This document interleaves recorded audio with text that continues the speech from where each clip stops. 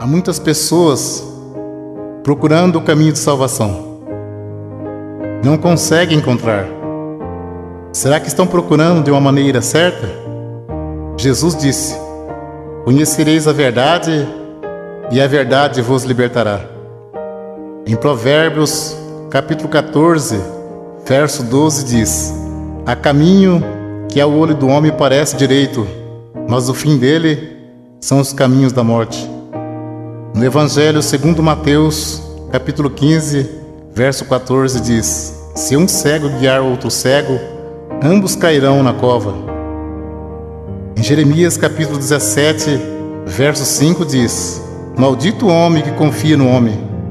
Então tudo que for falado aqui, você pode conferir aí na sua Bíblia Sagrada, para que você possa entender o caminho da verdade. Se Deus não tivesse plano de salvação na tua vida, esta mensagem não teria chegado até você. Entrai pela porta estreita, porque largo é o caminho que conduz à perdição, e muitos são os que entram por ela. O apóstolo Paulo escreveu: se o julgamento começa por nós, qual será o fim daqueles que são desobedientes ao Evangelho de Deus? Se alguém não valorizar a palavra de Deus, com certeza dirá naquele dia: eu pensei que todos os caminhos levassem a Deus.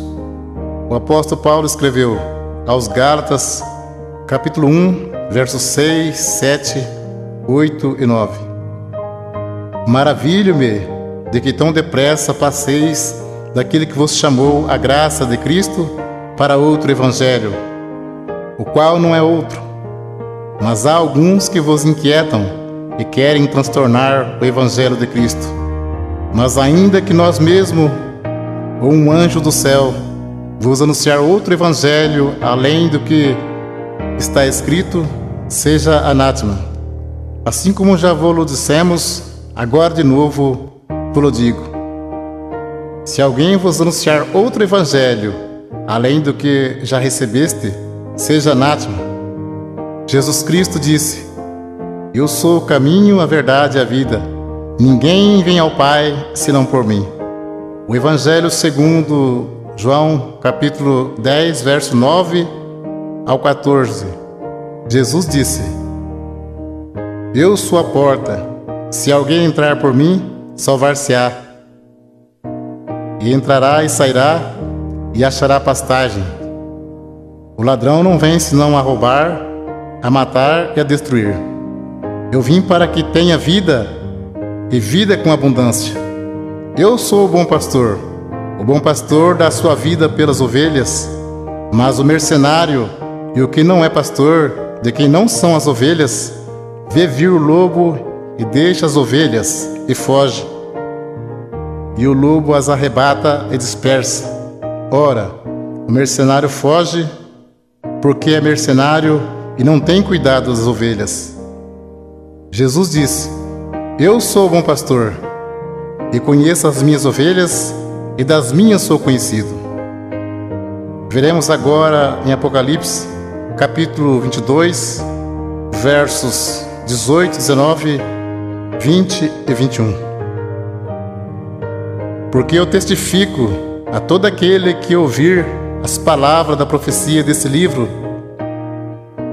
que se alguém lhe acrescentar alguma coisa, Deus fará vir sobre ele as pragas que estão escritas neste livro. E se alguém tirar quaisquer palavra do livro desta profecia, Deus tirará a sua parte da árvore da vida e da cidade santa que está escrito neste livro. Aquele que testifica essas coisas diz: certamente cedo eu venho. Amém. Ora vem, Senhor Jesus. A graça de nosso Senhor Jesus Cristo seja com todos vós. Amém. Segunda Epístola, João, capítulo 1, verso 10 e 11. Se alguém vem ter convosco e não traz essa doutrina, não o recebais em casa, nem tampouco o saudeis, porque quem o sauda tem parte nas suas más obras. Segunda Epístola, Pedro, capítulo 3, versos 16, 17 e 18. Falando disso, como em todas as suas epístolas, entre as quais há ponto difícil de entender, que os indoutos e inconstantes torcem igualmente as outras escrituras para a sua própria perdição. Vós, portanto, amados, sabendo isto de antemão, guardai-vos de que, pelo engano dos homens abomináveis, sejais juntamente arrebatados, e descaiais da vossa firmeza. Antes crescei na graça e conhecimento de nosso Senhor e Salvador Jesus Cristo. A Ele seja dada a glória, assim agora, como no dia da eternidade. Amém. Segunda Epístola a Pedro, capítulo 1, verso 20 e 21. Sabendo primeiramente isto, que nenhuma profecia da Escritura é de particular interpretação, porque a profecia nunca foi produzida por vontade de homem algum, mas os homens santos de Deus falaram inspirado pelo Espírito Santo. Se a profecia não é de particular interpretação, então não temos nada que dizer que a doutrina é de Pedro ou de Paulo, mas sim doutrina de Jesus Cristo. Para termos a salvação, precisamos ter compromisso com a palavra de Deus.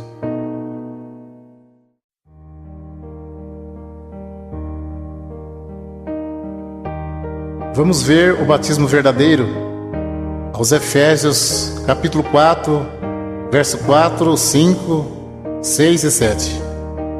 Há um só corpo e um só Espírito, como também foste chamados em uma só esperança da vossa vocação. Um só Senhor, uma só fé, um só batismo, um só Deus e Pai de todos, o qual é sobre todos e para todos e em todos. Mas a graça foi dada a cada um de nós, segundo a medida do dom de Cristo. Batismo tem muitos, mas de acordo com a Bíblia, é só um. Vamos ver qual é o verdadeiro. Segundo Marcos, capítulo 16, verso 15, 16 e 17. Jesus disse: Ide por todo mundo, pregai o evangelho a toda criatura. Quem crer e for batizado será salvo, mas quem não crer será condenado.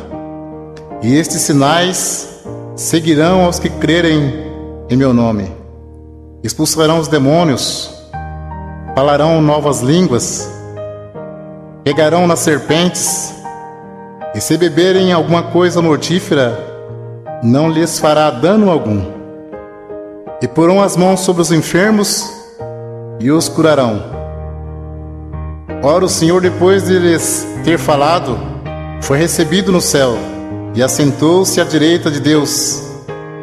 E eles, tendo partido, pregaram por todas as partes, cooperando com eles o Senhor e confirmando a palavra com sinais que se seguiram. Amém.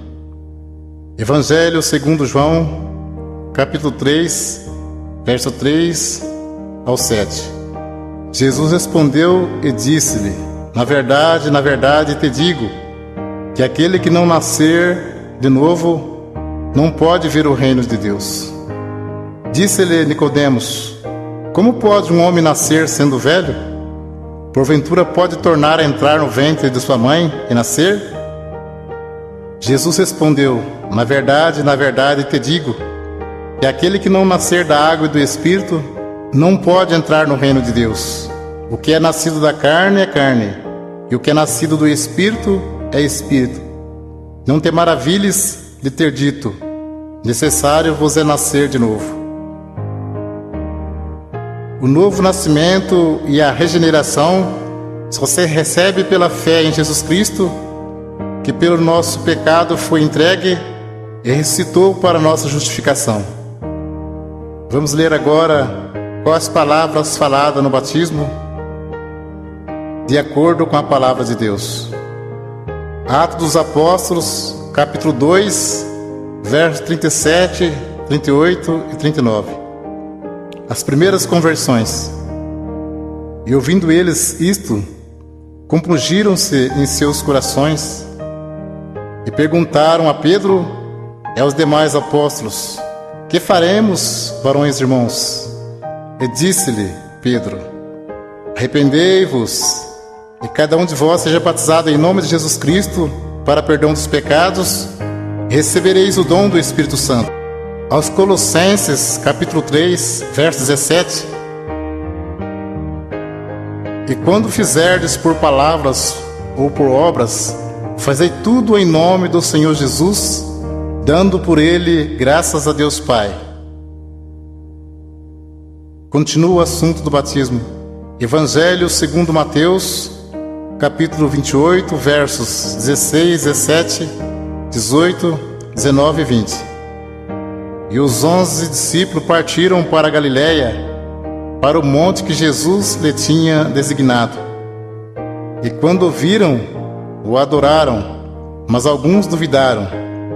Disse Jesus: portanto, ide, ensinai todas as nações, batizando-as em nome do Pai, do Filho e do Espírito Santo, ensinando a guardar todas as coisas que eu vos tenho mandado.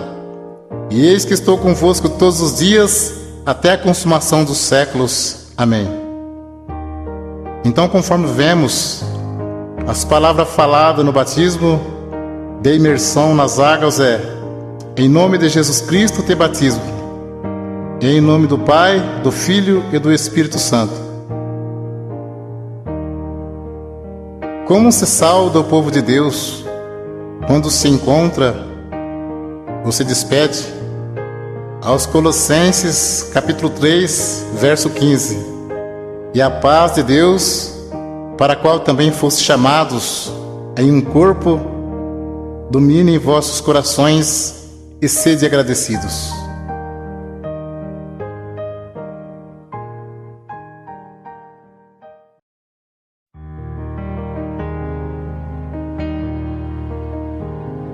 Vamos ver doutrina Santo Ósculo.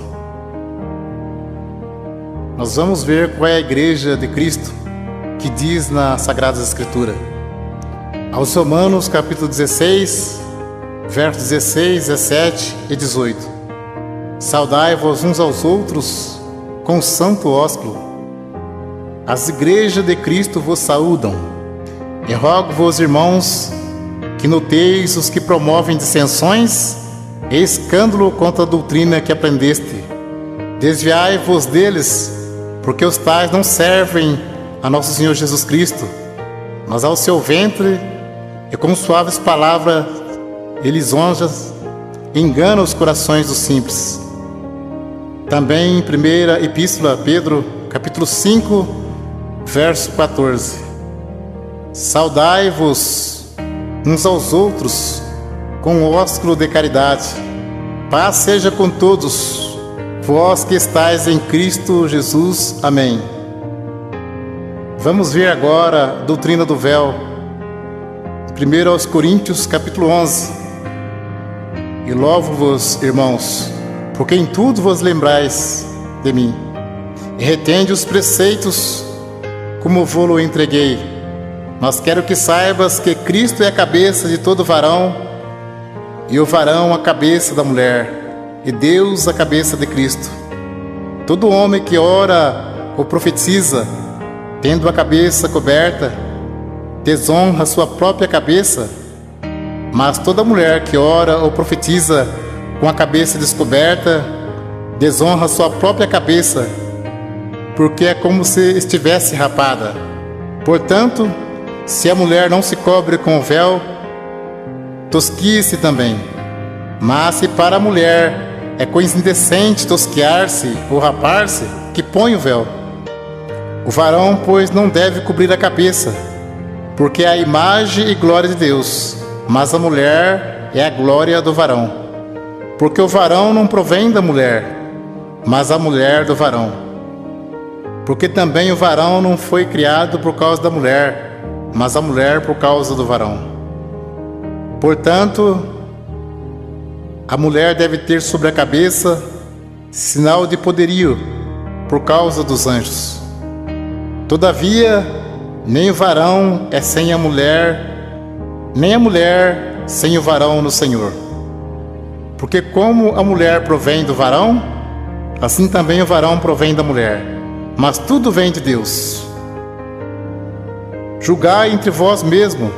É decente que a mulher ore a Deus descoberta? Ou não vos ensina mesmo a natureza que é desonra para o varão ter cabelos crescidos?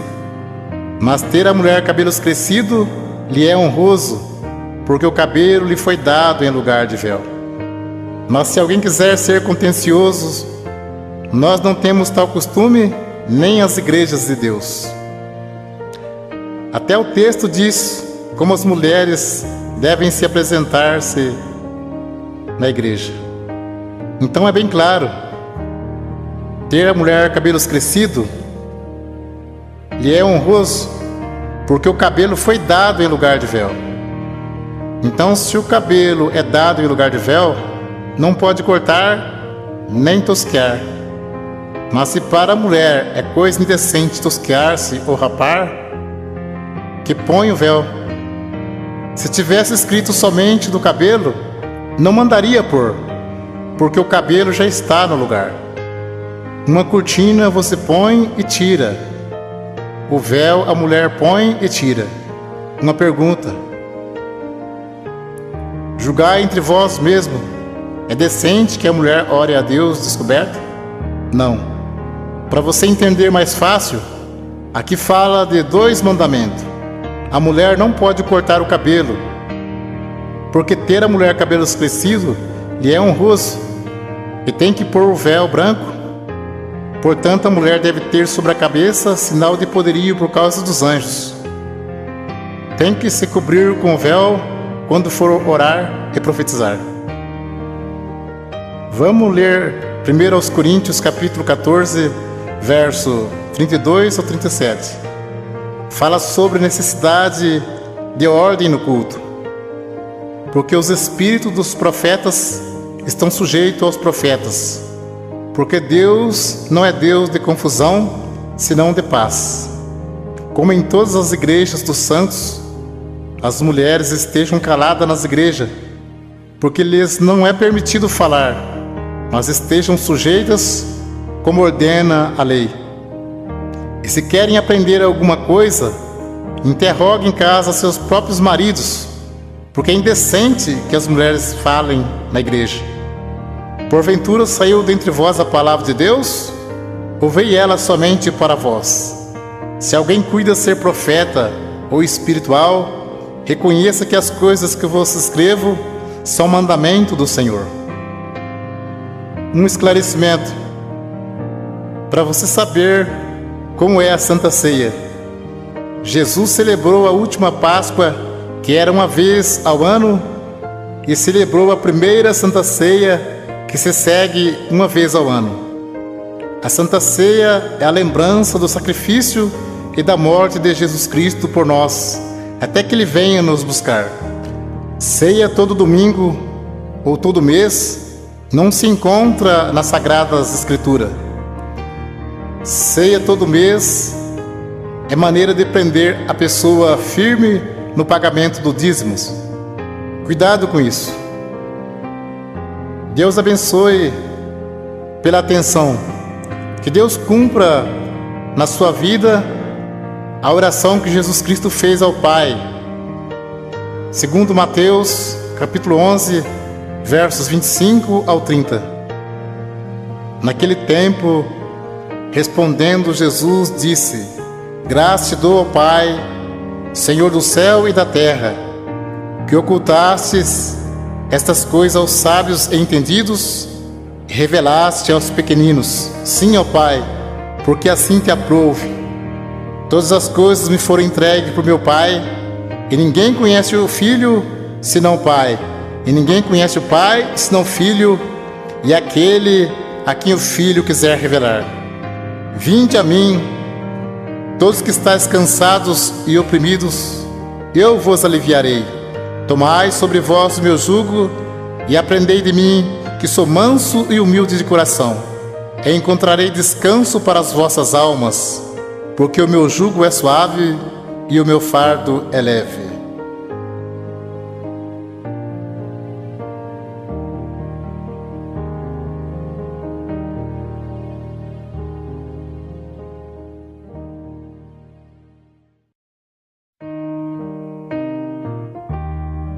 O assunto agora é sobre dízimos. Velho Testamento, Malaquias, capítulo 3, versos 8 e 10. Roubará o homem a Deus? Todavia vós me roubais e dizeis: em que te roubamos? Os dízimos e nas ofertas alçadas. Trazei todos os dízimos à casa do tesouro, para que haja mantimento na minha casa. E depois fazer prova de mim, diz o Senhor dos Exércitos, se eu não vos abrir as janelas do céu e não derramar sobre vós uma benção tal, que dela vos advenha a maior abastança. Alguém levava um animal perfeito e o sacerdote negociava o animal perfeito e sacrificava um animal imperfeito no lugar. Nisso que eles estavam roubando a Deus. Digo sempre, Deus não usa dinheiro. Coleta é para o próprio bem do povo de Deus. Se Deus não abrisse as janelas do céu e não mandasse chuva, a terra não produzia alimento. As tribos de Israel receberam herança, menos a tribo sacerdotal, que era a tribo dos levitas. Eles não receberam herança. Então eles recebiam parte do dízimos para se manter.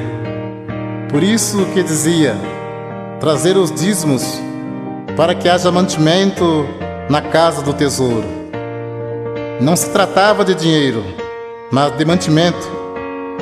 Não há mais casa do tesouro. Jesus disse, minha casa é chamada por todas as nações casa de oração. Evangelho segundo Mateus, capítulo 10, versos 5 ao 10. Jesus enviou esses 12, ele ordenou dizendo, não ireis pelo caminho das gentes, nem entreis em cidade de samaritanos, mas ide diante as ovelhas perdidas da casa de Israel. E indo pregai, dizendo, é chegado o reino dos céus. Curai os enfermos, limpai os leprosos, ressuscitai os mortos, expulsai os demônios, de graça recebestes, de graça dai. Não possuai ouro, nem prata, nem cobre em vossos cintos, porque digno é o operário do seu salário. Nem alforje para o caminho, nem duas túnicas, nem alparcas, nem bordão, porque digno é o operário do seu alimento. Podemos cumprir com alegria a missão de anunciar o Evangelho da graça. Jesus já pagou a nossa salvação com o precioso sangue que Ele derramou no duro madeiro da cruz. Enviando o apóstolo disse, de graça recebeste, de graça dai. Não precisa explorar ninguém. A parte material, Deus tudo provê na nossa vida. Jesus Cristo, sendo Filho de Deus, não poderia vir desfazendo a lei de Deus. Tanto é que ele foi circuncidado ao 8º dia, segundo o uso da lei. Foi levado ao templo para ser consagrado, segundo o uso da lei. E cumpriu celebrando a última Páscoa. Então ele cumpriu a lei e trouxe a graça. A lei e os profetas duraram até João. A graça e a verdade vieram por Jesus Cristo. Hebreus capítulo 7, verso 9, 18 e 19. E para assim dizer, por meio de Abraão até Levi, que recebe dízimos, pagou dízimos, porque o precedente mandamento é abrogado por causa da sua fraqueza e inutilidade. Pois a lei nenhuma coisa aperfeiçoou, e desta sorte é introduzida uma melhor esperança, pelo qual chegamos a Deus. Hebreus capítulo 7, versos 12, 13 e 14. Porque mudando o seu sacerdócio, necessariamente se faz também mudança da lei. Porque aquele de quem essas coisas se dizem pertence a outra tribo, da qual ninguém serviu ao altar, visto ser manifesto que nosso Senhor procedeu de Judá, e concernente a esta tribo, nunca Moisés falou de sacerdócio, porque dele assim se testifica: tu és sacerdote eterno, segundo a ordem de Melquisedeque. Jesus procedeu da tribo de Judá, e não da tribo de Levi, que era a tribo dos sacerdotes. Então, se muitos espertalhões pregam que tem que pagar dízimo hoje, por que eles não se preocupam em cumprir mais algum mandamento da lei? Porque o assunto deles é só dinheiro. Procura enganar, sendo que dízimos era para que houvesse mantimento na casa do tesouro. Muitos querem tirar proveito para ganhar dinheiro, dizendo: digno é o obreiro do seu salário. Mas isto é mesmo que dizer: digno é o obreiro do seu alimento.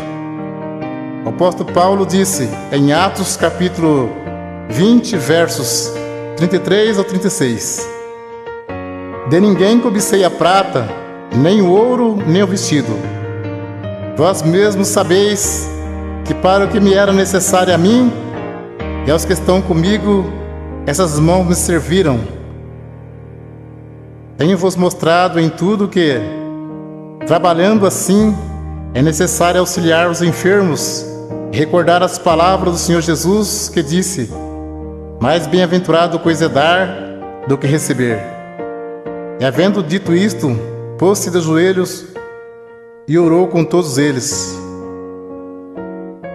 Mas o assunto viver do Evangelho era alimento, e não receber dízimos. Para você entender mais fácil, os apóstolos poderiam viajar em missão e ficar na casa de alguém não crente e ali se alimentar por alguns dias. E como Deus estava chamando também pessoas pobres, em vez dos apóstolos pedir dinheiro aos novos convertidos, eles os ajudavam.